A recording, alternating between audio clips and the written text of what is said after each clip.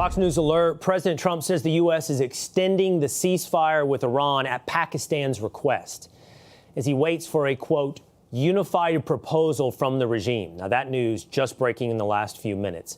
And Fox News White House senior correspondent Jackie Heinrich has the very latest. Jackie.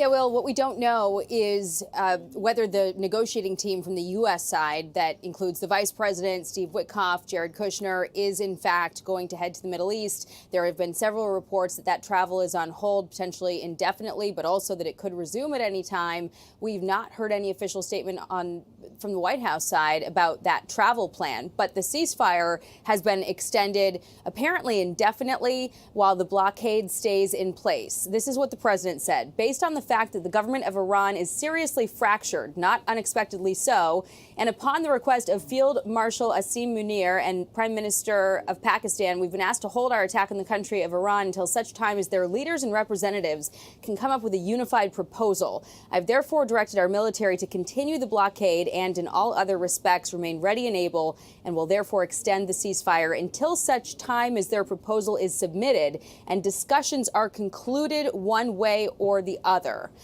There has been some analysis, including from our own General Jack Keane, talking about who actually has the power to make a deal right now inside of Iran. You have the negotiating team that includes the foreign minister, might not have the authority to sign off on a deal, a power grab happening right now from some IRGC leadership, including the new chief of the IRGC, General Vahidi, who is sort of credited as the architect of Iran's overseas terror organizations, very big hardliner. And so there seems to be, what the president's alluding to, some question about whether Iran's government has itself together, who it's comprised of and who we're dealing with on that side, who's got the authority to sign off on something. And the president seems willing to wait to resume fighting until this diplomatic option, if it's possible, can be hashed out. But what is unclear is whether that will include travel from the U.S. delegation. We know that the Vice President, Steve Witkoff, and Jared Kushner were planning to go to Islamabad today, and there's been a lot of reporting saying that they have instead come to the White House.